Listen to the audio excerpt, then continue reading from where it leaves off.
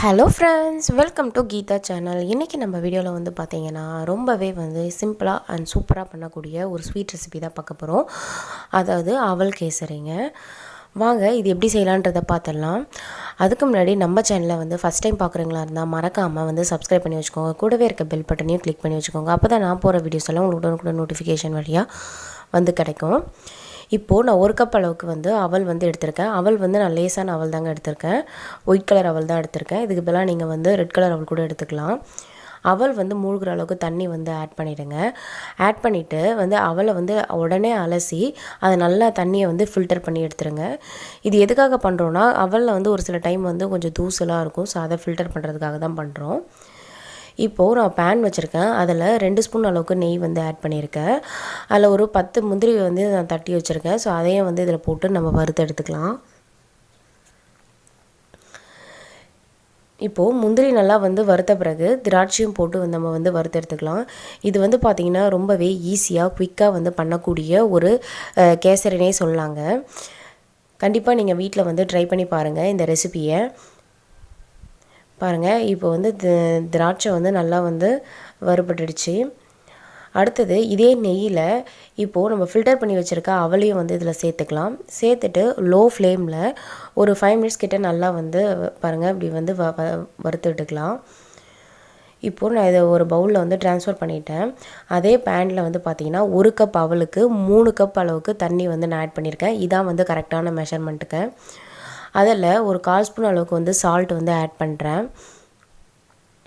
அப்போ தான் வந்து ஸ்வீட்னஸ் வந்து கொஞ்சம் நல்லா வந்து இருக்கும். ஸோ அதனால தான் ஒரு 1/4 ஸ்பூன் அளவுக்கு வந்து பார்த்திங்கன்னா நான் வந்து ஃபுட் கலர் வந்து ஆட் பண்ணுறேங்க. ஒரு சிட்டிக்கு அளவுக்கு தான் இது.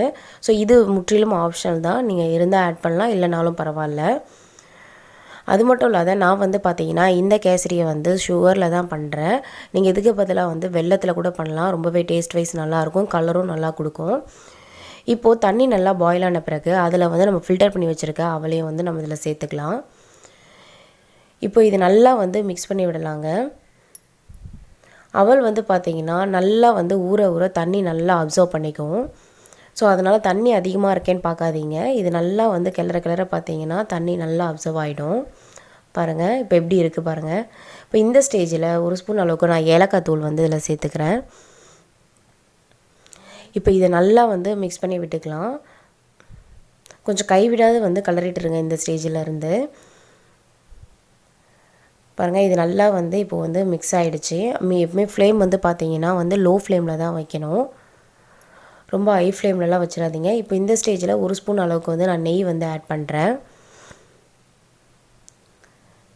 இப்போ இதையும் சேர்த்து நல்லா வந்து மிக்ஸ் பண்ணி விட்டுக்கலாம். நெய் வந்து பார்த்திங்கன்னா கொஞ்சம் கொஞ்சமாக இடையில வந்து ஆட் பண்ணிக்கோங்க. அப்போ தான் வந்து நல்ல ஒரு ஃப்ளேவர் வரும். டேஸ்ட் வைஸ் பார்த்திங்கன்னா ரொம்பவே சூப்பராக இருந்துச்சு. இப்போது 1 கப் அவலுக்கு நான் வந்து பார்த்திங்கன்னா 3/4 கப் அளவுக்கு வந்து சுகர் வந்து ஆட் பண்ணுறேன். சுகர் கொஞ்சம் அதிகமாக சாப்பிட்றவங்களா இருந்தால் நீங்கள் ஈக்குவலாக வந்து ஆட் பண்ணிக்கோங்க. இதுதான் மெஷர்மெண்ட்டு இதோடது. இப்போது இதை நல்லா வந்து மிக்ஸ் பண்ணிக்கலாம். இப்போ அடுத்தது நான் 1 ஸ்பூன் அளவுக்கு நெய் வந்து ஆட் பண்ணுறேன். இப்போ இதையும் சேர்த்து நல்லா வந்து மிக்ஸ் பண்ணி விட்டுக்கலாம். நெய் வந்து பார்த்திங்கன்னா அது தனியாக வந்து திரிஞ்சு வரும். அந்த ஸ்டேஜ் வந்ததும் நம்ம வந்து ஆஃப் பண்ணி எடுத்துடலாம் ஃப்ளேமை. நெய் வந்து மொத்தமாக நீங்கள் சேர்க்குறத விட இதை போல் ஒரு இன்க்ரீடியன்ட் சேர்த்துட்ட பிறகு அப்புறம் நெய் வந்து ஆட் பண்ணிங்கன்னா ரொம்பவே நல்லா இருக்குங்க. இப்போது நம்ம வறுத்து வச்சுருக்க முந்திரி திராட்சையும் வந்து இது கூட வந்து சேர்த்துடலாம். பாருங்கள், பேனில் வந்து ஒட்டாத வருது. இதான் வந்து கரெக்டான ஸ்டேஜு. இப்போ சேர்த்தாச்சு. இது நல்லா வந்து நம்ம மிக்ஸ் பண்ணி விட்டுக்கலாம். பாருங்கள், நெய் எல்லாம் சைடில் வந்து நல்லா பபிள்ஸ் வருது, தனியாக பிரிஞ்சு வந்துருச்சு. அவ்வளோதாங்க, நம்மளோட சூப்பராக அண்ட் சிம்பிளான வந்து அவல் கேசரி வந்து ரெடி ஆகிடுச்சு. இந்த வீடியோ உங்களுக்கு வந்து ரொம்பவே பிடிச்சிருக்கும் அண்ட் யூஸ்ஃபுல்லாக இருக்கும்னு நினைக்கிறேங்க. பிடிச்சிருந்தா கீதா சேனலை லைக் பண்ணுங்கள், கமெண்ட் பண்ணுங்கள், ஷேர் பண்ணுங்கள். மறக்காமல் சப்ஸ்கிரைப் பண்ணி வச்சுக்கோங்க. கூடவே இருக்க பெல் பட்டனையும் வந்து கிளிக் பண்ணி வச்சுருக்கோங்க. அப்போ தான் நான் போடுற வீடியோஸ் எல்லாம் உங்களுக்கு கூட நோட்டிஃபிகேஷன் வழியாக வரும். என்னோட மற்ற ரெசிபிஸை தெரிஞ்சுக்கணுன்னா கீழே இருக்க டிஸ்கிரிப்ஷன் பாக்ஸில் லிங்க்ஸ் வந்து கொடுத்துருக்கேன். கண்டிப்பாக மறக்காமல் செக் பண்ணி பாருங்கள். பாருங்கள், இப்போ சர்வ் பண்ணிடலாம். எவ்வளோ சூப்பராக எம்மியான வந்து அவல் கேசரி ஒரு ஸ்வீட் வந்து ரெடி ஆகிடுச்சு. உங்களுக்கு வேறு ஏதாவது ரெசிபிஸ் வேணும்னாலும் சொல்லுங்கள். கண்டிப்பாக நெக்ஸ்ட் வீடியோவில் போஸ்ட் பண்ணுறேன். தேங்க்ஸ் ஃபார் வாட்சிங்.